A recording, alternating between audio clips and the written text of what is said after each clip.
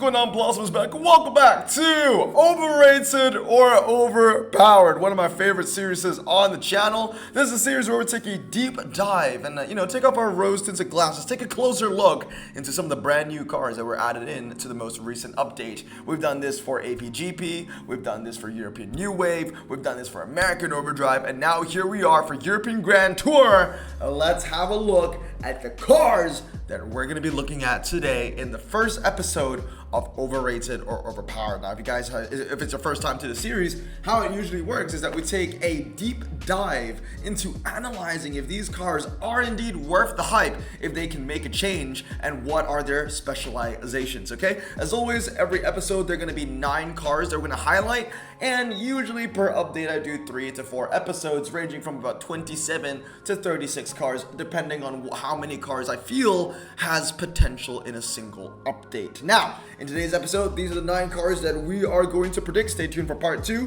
because I have no idea what I'm going to predict yet. So the first car that I want to talk about is the Pujo Rifter 4x4 concept. A couple days ago, I asked on my community tab what cars you wanted to see for this series, and over here, Sloppy Gamer at 1291, he wanted or requested for the RQ39 4-wheel drive off-road Peugeot. He says that it seems really good, and I can tell you right now, it did surprise me, right? So the handling on this thing doesn't seem very nice, but one thing about the Rifter is that it is light for a 4-wheel drive off-road tire car. It is light. I know that it's way under 2,000 kilograms. I think it's around that 1,500, 1,600 mark, if I remember correctly.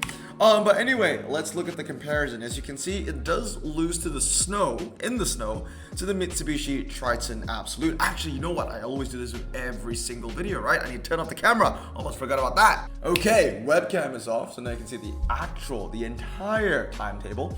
And as you can see, the Mitsubishi is performing better in the snow, but the Peugeot takes the cake in the sand. Now, we all know that snow is where handling is the most important, and the Triton handles the most. That being said, the Pujo Rifter, wow. I mean, not only is it the best in snow for a twisty road and slalom, even though it has less handling than the Triton, it's the best for the sand. So that's a good start for the Pujo Rifter.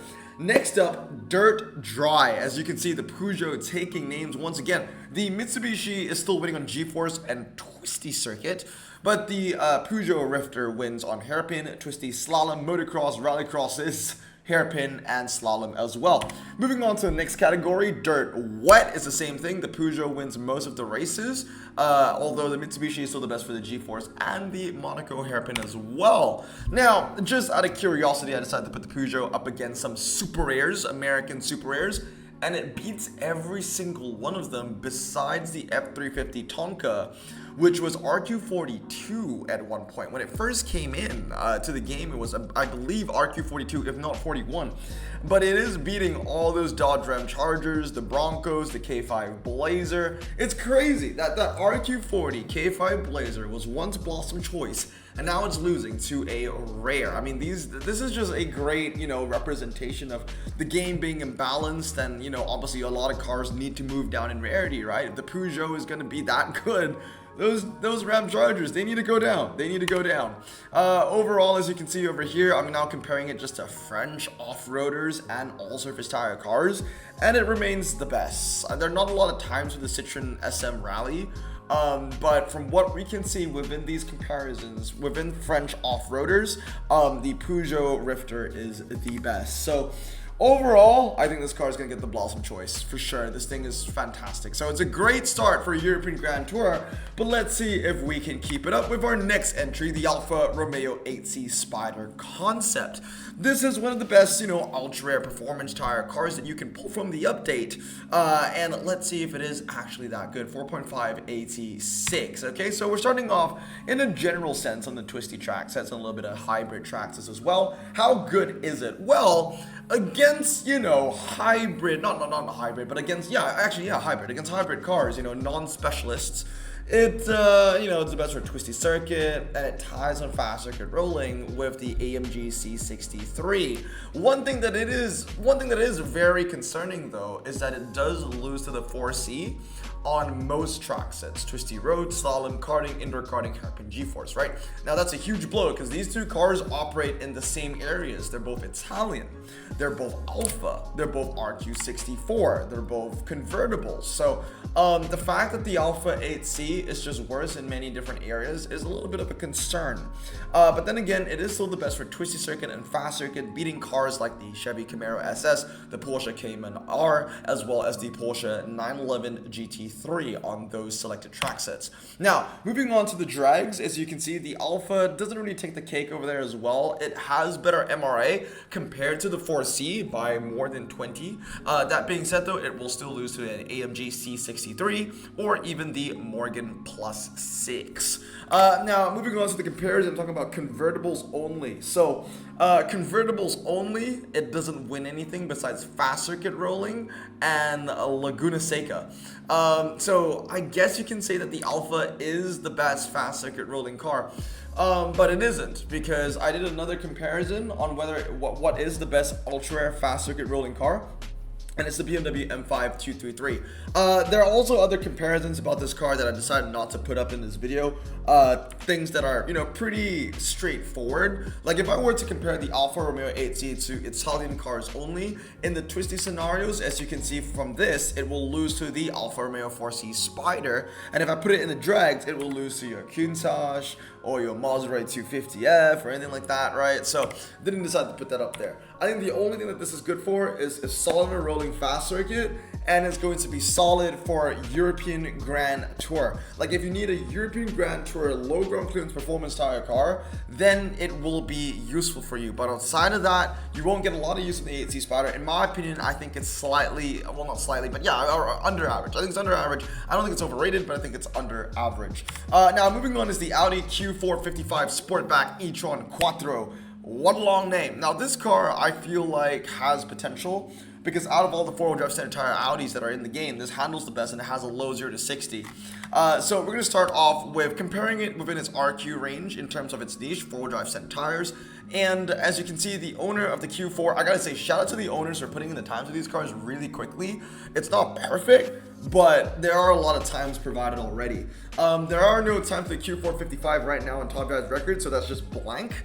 That being said though, very impressive, right? Compared with other RQ74s, 72s, and 70s, this thing is winning every single track set. Car park, G-force, hairpin, karting, twisty circuit, twisty road, fast circuit, etc, etc, etc. Even fast circuit with a top speed of 112 or something. Yeah, 112, it wins fast circuit, which is impressive, right? So definitely a better version of the Super Legacy BW, which is already a fantastic four-wheel drive standard tire car. The BW is still the best in slalom, but that's about it. Now I want to compare it outside of its comfort zone, outside of its RQ range, and as you can see, it's still trading blows. Actually, it's still taking majority of the wins against some higher RQ standard tire four-wheel drive epics. I mean, it's still beating the 78 640, the 77 530, the 75 S80, and the RQ75 330E on track sets such as the car park, the G-force, twisty circuit rolling, twisty road, Monaco, which is impressive. That being said though, these two cars are blank for a very obvious reason. The moment I put in the 75 2.5 Mazda 3 as well as the 76 GMC Typhoon, those two cars are going to blow everything else out of the water within this comparison, which really begs the question, like, what the hell is the balancing of RQs in the game right now? The 72 is better than the 78 and the 77s, right? I mean, look at this Citroen C experience. This thing is absolutely dog water, right? But also at the same time, then you got the 76s and the 75s, which are also better than the 78s and the 77s. The balancing the game is just completely broken right now, honestly.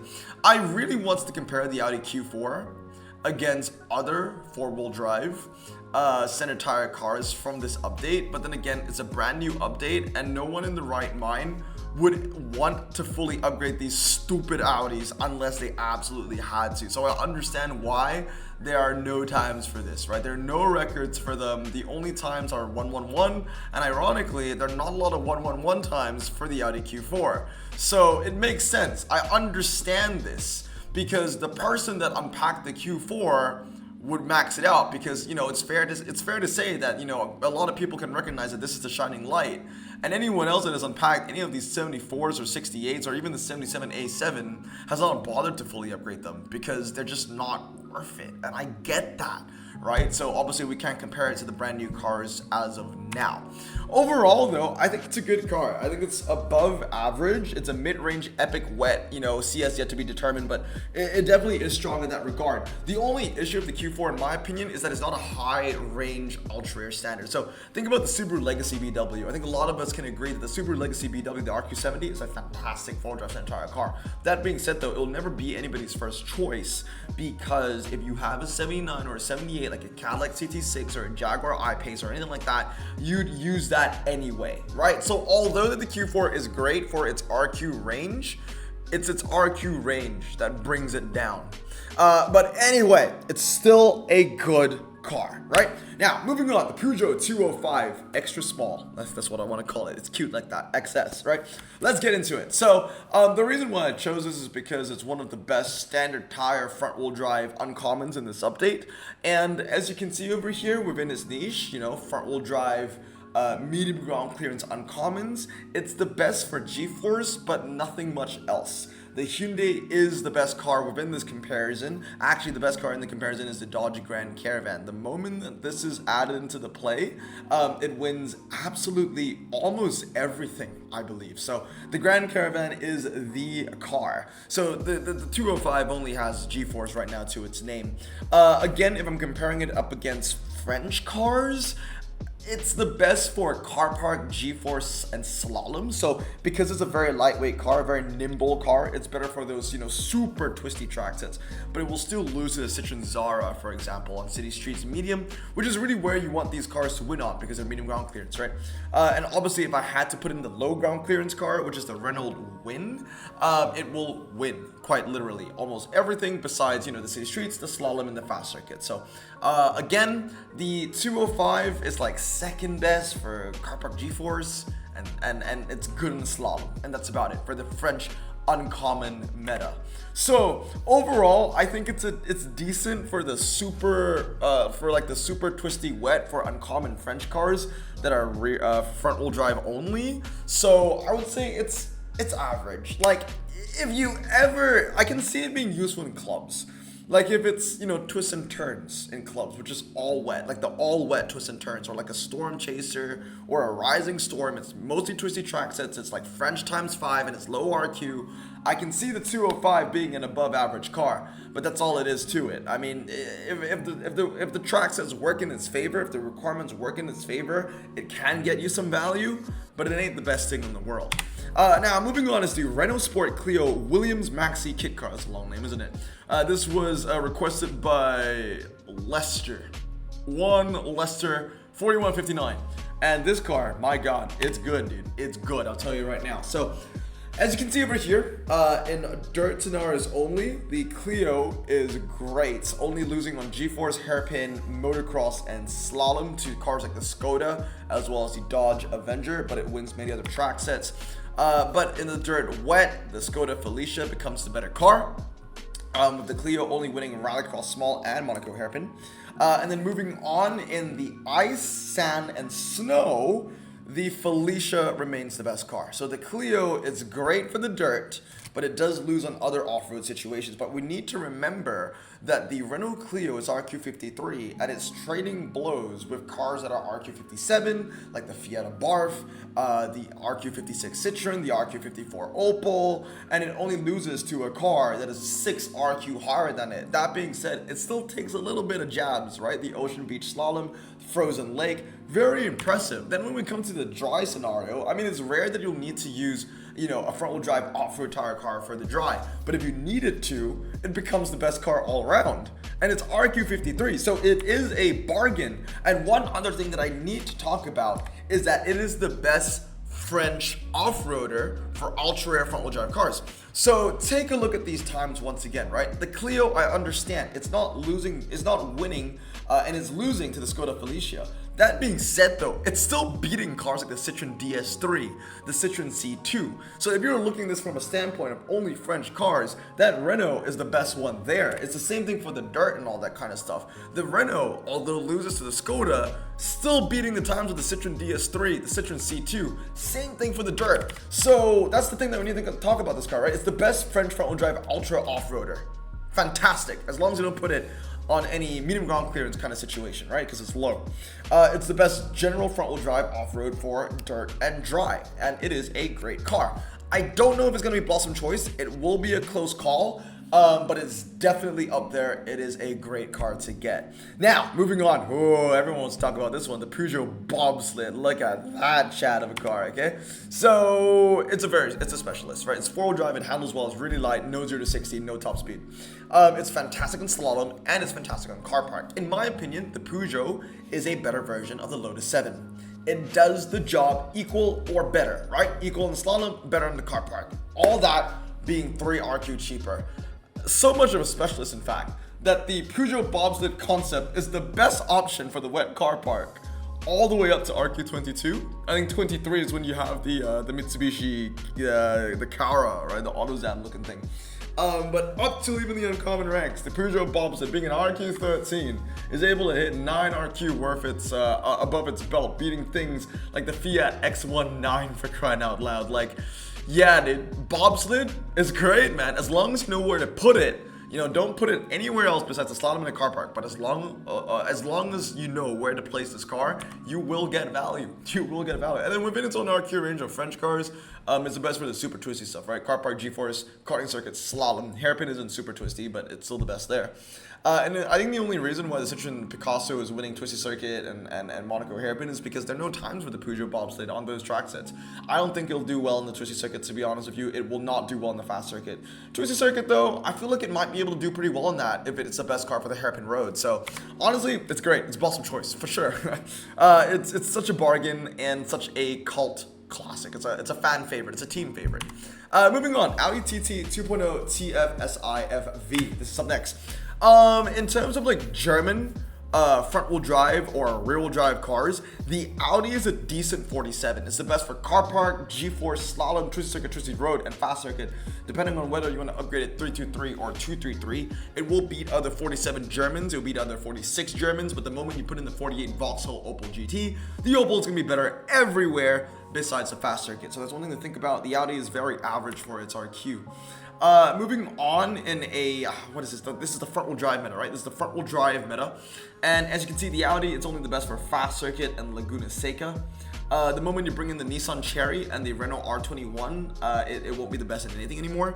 And look at that Cadillac ELR, dude. They slaughtered the ELR. The fact that it's 48, it's higher RQ than everything else here, but it's also the worst performer. But as you can see, the Audi does trade blows with the Hyundai, the Mazda Demio as well. I feel like the Audi's strengths lies more with the drags. As you can see, if you take away the higher RQ Nissan Cherry Coupe and you just go 47 and below, even against the 49 R21 Renault Turbo Europa Cup, the Audi 47, the TT, is not that bad. Like, it's the best for half mile, 1 mile, 0 to 100. And then the Hyundai is best for the 0 to 120, 0 to 150. And then you got the Demio, which is best for hill climb and the shorter drags, right? Because it's got super low 0 to 60. So I feel like the Audi TT is a decent front-wheel drive car for the drags in a general sense, I would say. But where this car really shines is in that EGT tag, right? So what this Audi is to Super Air is kind of like what that Alpha 8C that we saw at the start of the video is for ultra rears, for EGT. You know, it's kind of the best in class for performance. So as you can see over here, the Audi TT for super rares and below, it's going to be a fantastic car for this update, best for everything besides slalom. I guess the only difference between the Audi and the Alpha is that the Audi can hold its own in a general sense better than the Alpha does. But for that, I'm going to say it's a good car. It's a good car. It's EGT, it's super rare. It's great for dry, low tracks, and it's a decent front-wheel drive drag car for anything RQ48 and below. So yeah, Audi TT, it's alright. It's alright. One of the better Audis of this update. Next up, McLaren 765 LT big boy that we're going to talk about right now, 765. So RQ94 up against other non-prize RQ94s. The 765 shines in hairpin, twisty circuit, and twisty road, and it's up against some pretty tough competition. We're talking like maxed out Corvette C8R, maxed out Radical RXC, maxed out Koenigsegg Agera Final. It's able to tread water and hold its own. So as a 94, I don't think it stands out, but it definitely runs with the pack, right? Moving on to the drag scenario, the McLaren is kind of like third fiddle. It will lose the Koenigsegg's. The Koenigsegg's are just better. The moment you put the Koenigsegg's in, the McLaren isn't going to be much of a drag strip. But if you take the Koenigsegg's away, the car is pretty good. I mean, it's 111 MRA for crying out loud, right? So it's going to be anything that isn't Swedish, basically, within its RQ range. And also not the Hennessy's, right? Then moving on, against British cars, this time I'm adding in prize cars. As you can see, the 765 remains the best for hairpin, but that's about it. It loses its accolades on the twisty circuit and twisty road. The Vulcan comes in, beating on the karting. The McLaren P1, I gotta say, kind of impressive that the 765 does beat the P1 in the hairpin. But that's it. The P1 is still the better car, beating it on twisty circuit, twisty road, fast circuit rolling, etc., etc. Also, it does lose the Radical SR8RX, which I do believe has slick tires on things like car park, G4s, indoor karting. And then moving on to the drag scenario, the 765, although it has 111 MRA, it is not going to beat cars like the RQ94 EXP, same RQ, right? McLaren and the EXP, as well as the way cheaper TBR Sabera, that RQ89, because this thing has crazy MRA as well, 117 MRA, right? So I would say that the 765 is a little bit of a hybrid car, right? EGT non-prize, hairpins, twisty circuits, it's good. And honestly, if you unpack it early on into this update, it's going to be fantastic. It's still a very, very good legendary. I don't think it's going to be Blossom Choice, but it's definitely way above average. It's a good car. It's able to stand its ground as an RQ94, which is not an insult in the slightest, but it isn't outstanding for a 94. It's balanced. This one is balanced. I think it is where it should be. The last car I want to talk about today is the Renault Sport McGon RS Trophy. Medium ground clearance, 87 handling. Give me something good, man. Give me some good news. Well, it's the best car for City Street Small within its niche. So right now I'm comparing it up against ultra rare front-wheel drive performance car and medium ground clearance cars. And as you can see, it's the best for City Street Small. Twisty circuit, it draws, and then Laguna Seca. But the car to really look out for is the RQ62 Renault Cleo RS, because this thing is best for medium, G-force, hairpin, karting circuit, joint best on twisty circuit. I feel like it will be the best for car park, indoor karting, and slalom. And the only reason we don't know that is because the owner hasn't put the times in yet, right? So right now it says that the best still goes to the McGon, but I think that's going to change once the times for the Cleo RS 16 goes in. This is what happens if I make this series way too early into a new update. You get a bunch of blank time, so this is why I try and wait. It's been a week though. It's already been a week, and like I said earlier on, shout out to the people that are putting in the times. In a drag scenario, it can be an okay French dragster. It trades blows with the Citroen C Matisse, which has 88 MRA. The Citroen C Matisse is the best for the 1 mile, 0 to 120, 150. The McGon, best for the half mile and the 0 to 100, the hill climb testable. The Desire, best for the quarter mile. It might even be the best for hill climb. It's just that there's no time for the Desire on hill climb right now. So that's going to be a pretty interesting battle, but usually if the car is best on quarter mile, it's going to be the best in hill climb as well. But one thing we can say for sure is that the McGon is best for half mile, 0 to 100 maybe, testable. The moment you put in the Renault Alpine, that's it. Like, it's that the Alpine is the best dragster, and the only thing that the McGon will win if you put the Alpine into the comparison is testable, and that's about it. So overall, I would say its strengths include like City Street Small, for the front-wheel drive performance tire cars, and like French quote-unquote drag as long as it's below RQ64. It's also a great car for like EGT medium dry. So again, I think cars like the Renault, cars like the Audi TT, cars like the Alpha, right? The Alpha 8C, where is it? The Alpha 8C all the way here. All these cars are great specialists for EGT. And that's it. Well, no, that's actually kind of mean. The 8C is great for EGT, and that's it. The Renault and the Audi TT can still kind of hold their own outside of that. Overall, I would say that the Renault Sport McGon, in my opinion, average. I think it's okay. I think the main thing that brings it down for me is that it does lose to the 62 Renault Cleo RS on all the twisty scenarios. That's the thing that loses it for me. But anyway, guys, that's going to be it for today. That is going to be the first episode, Overpowered or Overrated EGT edition. Let me know down in the comments below what cars you want to see next for the next part. Anyway, I hope you guys have a great day. Stay safe, wash your hands, and blow some out. Peace.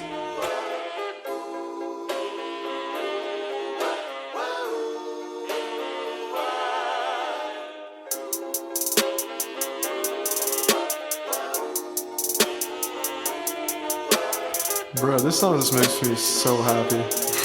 Me too.